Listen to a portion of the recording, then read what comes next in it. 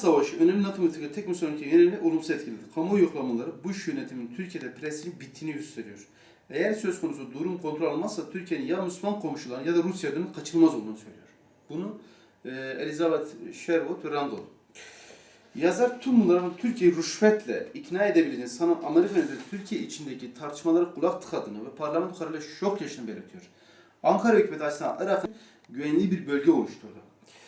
Türkiye'den Irak'a Haburg kapısına giren yakıt oldukça kilittir. Hava kargosunun %70'i İncirlik'ten geçiyor. Almanya'daki üstten askeri kargo uçak getirmek yerine İncirlik konuda 6 adet 17.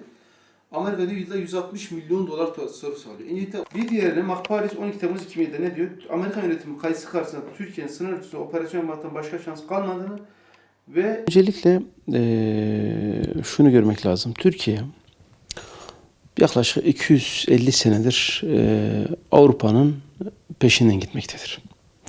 Yani modernleşme ile Avrupalılaşmayı aynı şey zannetmektedir. Yanlış bir şey.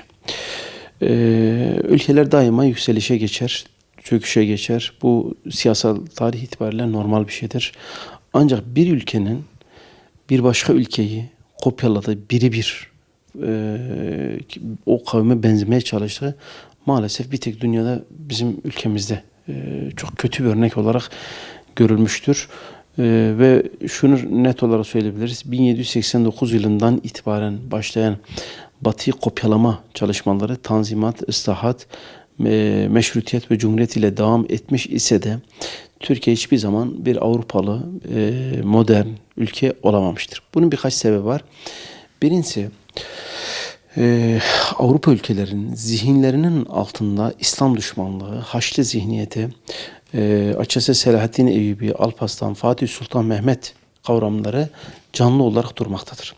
Türkiye ve herhangi bir Müslüman fark etmeksizin Avrupa için daima tehdittir. Avrupa bunu gayet iyi biliyor. Bu nedenle şöyle bir şey söyleyeyim. Batı dünyası yani Avrupa ki buna Amerika, İsrail'i rahatlıkla dahil edebilirsiniz. Söz konusu Türkiye olduğu zaman daima ikiyüzlü, Haçlı zihniyeti daima kendi menfaatine uygun ve daima karşımdaki düşmandır psikolojisiyle, siyasetiyle hareket etmiştir. Şu anda da aynı süreç fazlasıyla devam etmektedir. Örneğin 1963 yılında Ankara Anlaşması ile başlayan bir Avrupa Birliği üyelik sürecine baktığınız zaman yani 64 yıl oldu. Herhangi bir şekilde kimse Türkiye'ye üyelik falan söylemedi. Oysa bu bir gerçektir ki Türkiye halkının %70, %80'den fazlası Avrupa Birliği'ni istemiyor. Türkiye'nin modernleşme süreciyle başlayan Avrupalılaşma, Batılaşma süreci tam bir hezimetle sonuçlanmıştır. 95 arası Boşnaklara yönelik olarak yapılan Srebrenica katliamı başlama olmak üzere ki oradaki Müslümanları Sırp askerleri teslim eden Hollanda askerleri de BM şemsiyesi altındaki 10 bin Boşnak genci, Boşnak erkeğini silahsız olarak Sırpların öldürmelerine teslim etmiş ve bu katiller Hollanda kraliyet ailesinin askeri olan bu katiller Hollanda'ya döndükleri zaman kraliyet madalyasıyla ödüllendirilmişlerdir. Bütün Müslümanlar için geçerlidir. Haçlı zihniyeti 1000 yıl önce bizim içimizdeydi. Şu anda biz onlarla beraber devam etmeye çalışıyoruz.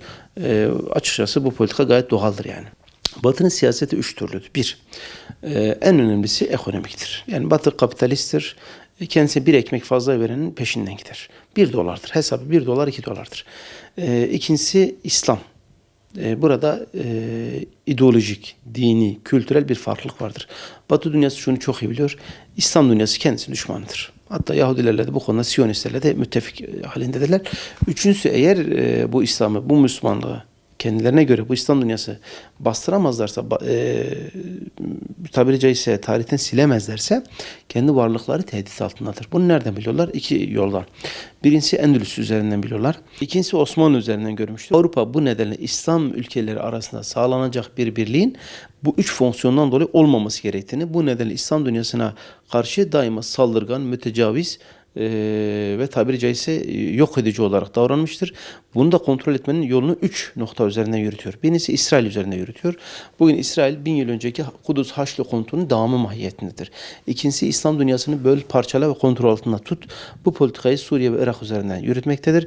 Ama en önemlisi üçüncüsü Türkiye gibi ülkeleri, Mısır gibi ülkeleri, Pakistan gibi ülkeleri, Arabistan gibi ülkeleri, büyük İslam ülkelerini kontrol altında tutmak için bu ülkelerin rejimlerine kendi içerisinde askeri darbeler yaptırmak. Dolayısıyla Batı dünyasının bunu yapma sebebi gayet doğal bir şeydir.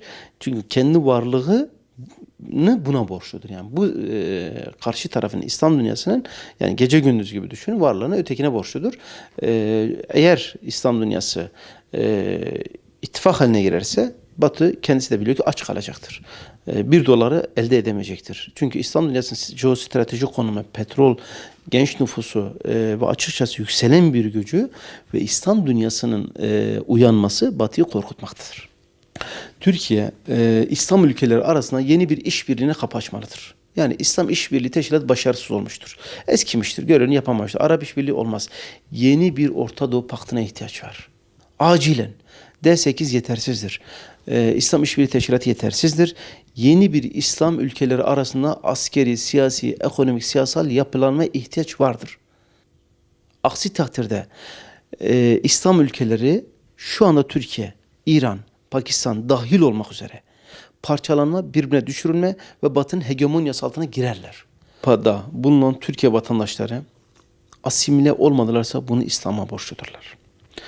Avrupa'daki Türkiye vatandaşları eğer Batı'yı tanıyıp Batı'dan üstün olduklarını ruh olarak, ilim olarak, kültür olarak bunu İslam sayesinde görüyorlar. Dolayısıyla öncelikle İslami kültürlerine daha sıkı sarılmalar lazım. Vatandaşların bir ayakları ülkelerinde olacak. Bu Türkiye olur, Pakistan olur, fark etmiyor. Mesela İngiltere'de Pakistanlar çoktur. Ağırlıklı olarak kendi ülkelerinde değerlendirmeleri lazım. Eğer bugün Almanya bankalarında Müslümanlar paralarını çekse Almanya sarsılır. Aynı durum diğer ülkeler için de geçerli. Paralarını burada değerlendirsinler. Çünkü bu onların emekleridir. Bu onların hakkıdır. O paralarla o ülkeler buralarda savaş yürütüp buraları sömürüyorlar. Avrupa yaşlanmış, bunak, şizofren ve sapık bir toplumdur. Doğan 10 çocuğun 7'sinin anası babası yoktur. Belirsizdir. Yaşların gidecekleri yeri yoktur. Paraların büyük kısmı kedi köpeklere gitmektedir. Cinsel sapıklıkta alt sınır yoktur. Erkek erkeğe evlenecek kadar sapıklığın daniskasını, Lut kavminin zirvesini yaşamaktadırlar. Oradaki özellikle İslam ülkelerinden giden dinamik genç nüfus çoğu işveren konumdadır. Müslümanların da tıpkı namazdaki saflar gibi sıkı, yan yana ve saf saf birbirini destekler mahiyette hareket etmeleri lazım. Aksi takdirde küfür cephesi tek iken Müslümanların bu kadar bölük pörçük olması asla kabul edilemez. Yanlıştır. Hepsinin imhasına gider. Her halükarda küfür küfürdür. Mümin mümindir. Avrupa'daki Müslümanlar Hristiyanlaşmadığı müddetçe Avrupa onlara ne kimlik ne serbest dolaşım vermeyecek. Müslümanlar onların ülkelerini işgal etmedi. Onlar Müslümanların ülkelerini işgal etti. Onlar Suriye'yi yıktı. Onlar Afganistan'ı yıktı. Onlar Yemen'i yıktı. Onlar Libya'yı yıktı. Onlar Müslümanların petrollerini sömürüyorlar. Onlar 150 yıldır İslam dünyasının üzerinde leş kargalar gibi gezip duruyorlar. Ya bu insanlar kaç tanesi gelip de Londra'da bomba patlattı? Ama Londra geldi Irak'ta 100.000 tane bomba patlattı. Washington geldi 1 milyon bomba patlattı. Hollanda elçiliğinin önünde bizim vatandaşlarımıza köpek saldırdı, parçalattılar değil mi?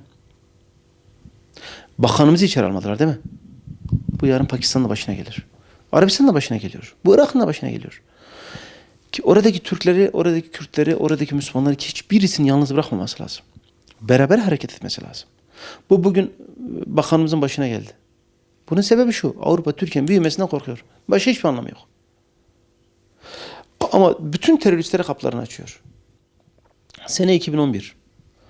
Frederick Ebert Vakfı'ndan Lale Aytaman diye Kuzey Ren-Vestfalya eyaleti milletvekili olan bir bayan geldi. Bize aynı şunu söyledi. İslam ülkelerinin arasındaki işbirliğini düşünmek dahi istemiyoruz. Her türlü. Çünkü Almanya kültürü dış politikasında sömürge aracı olarak 1. sırada tutuyor. 3. değil ha. Yani ekonomi 1, askeri 2, kültür 3 değil ha. Kültür 1. Niye? Bütün arkeoloji site alanlarını kontrol ediyor. Ekonomi 2'dir. Askeri 3'tür. O en sonuna geliyor. Ama Almanya halen o Alman tabiri caizse Hitler, Nazi zihniyetinin aslında güçlü olduğu, kemik olduğu ama üstte de güya demokrasi, işte Alman gibi sağlam falan filan hikayeleriyle buraları sömürüyor. Buna izin vermememiz lazım.